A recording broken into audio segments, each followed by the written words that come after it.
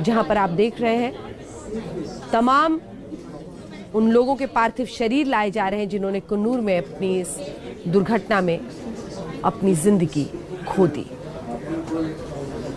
General Bipin Rawat अपने आप में एक पूरी कहानी, सेना में एक ऐसा जीवन जिन्होंने सर्वोच्च पद को स्थापित किया और फिर एक नया पद उन्हें मिला, CDS, chief of defence staff, जो तीनों ही जल थल वायु के सर्वोच्च व्यक्ति रहे, टॉप अथॉरिटी जिन्हें सेना की आप कह सकते हैं। ऐसी दुर्घटना में उनकी जिंदगी चली गई। उनकी पत्नी की तस्वीरें देखकर हर कोई देश में बस ये समझना चाह रहा है कि इतनी बड़ी घटना कैसे घट गई।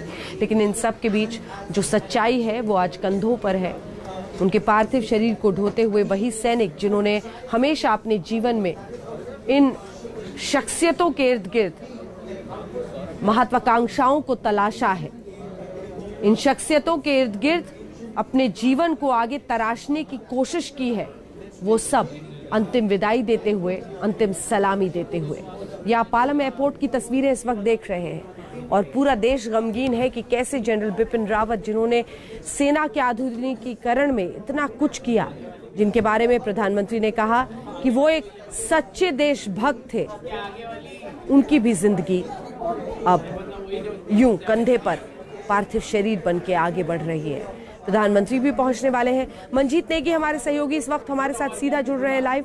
मंजीत, इस दुख को शब्दों में बयां करना मुश्किल है जब आप अपने सर्वोच्च अधिकारियों के शव को, उनके पार्थिव शरीर को अपने कंधे पर ढोकर ले जा रहे हैं। इनमें से कितने अधिकारी होंगे जिन्होंने अपनी पूरी जिंदगी को तराशने की कोशिश की होगी इन अधिकारियों के इर्द गिर्द?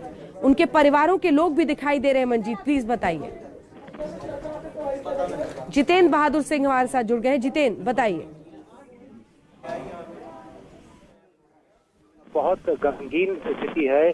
पूरा देश इस वक्त देख रहा है कि किस तरीके से जनरल बिपिन रावत, जो कि देश के लिए लगातार वो लड़ाई लड़ रहे थे, वो जो लोग थे, लोगों के लिए बहुत ही सहज तरीके से मिल जाया करते थे।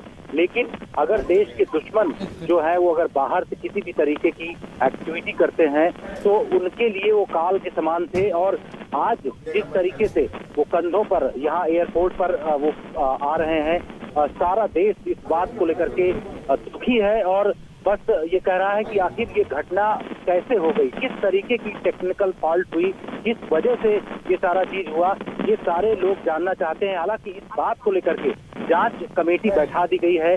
जांच कमेटी की रिपोर्ट आएगी, उसके बाद ये पता चल पाएगा कि आखिर क्यों हुआ, ये पूरी घटना कैसे हुई। लेकिन अभी एयरपोर्ट की जो ये तस्वीरें हैं, ये पूरे देश को इस वक्त स्तब्ध कर रही हैं।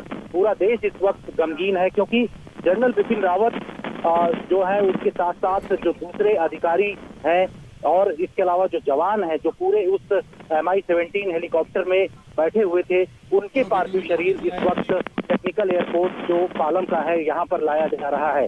अंजना, यहाँ पर आपसे कुछ देर बाद प्रधानमंत्री नरेंद्र मोदी करीब 9 बजे के आसपास पहुंचेंगे और श्रद्धांजलि देंगे जनरल बिपिन रावत और जो दूसरे आर्मी के जो जवान हैं उन लोगों को श्रद्धांजलि देंगे। इसके साथ ही जानकारी ये भी मिली है कि रक्षा मंत्री राजनाथ सिंह, रक्षा राज्य मंत्री NSA अजीत डोभाल और साथ ही तीनों आर्मी की चीफ यहाँ पर पहुंचेंगे कुछ देर में और जनरल बिपिन रावत को श्रद्धांजलि दी जाएगी। तो ये पूरा एक सिलसिला चलेगा, लेकिन जो देश के लिए अपूर्णी क्षति हुई है उसको पूरा कर पाना अभी बहुत मुश्किल है। और यहाँ जो भी अधिकारी मौजूद हैं, उनकी आंखों में एक तरीके से देख सकते हैं कि उनकी आंखें नम है, गमगीन माहौल है और इसी गमगीन माहौल में जो सबके पार्थिव शरीर को लाया जा रहा है।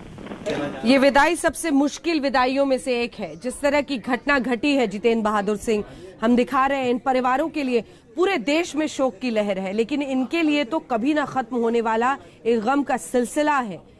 अपने पिता को इस तरह से सुबह में विदा करना और फिर शाम होते ये खबर पाना कि वो अब इस दुनिया में नहीं रहे हैं। माँ हो, पिता हो, एक साथ दोनों का साया सिर से उठ जाना बहुत, मतलब इस क्षति को कोई पूरा नहीं कर सकता। जितेंद्र,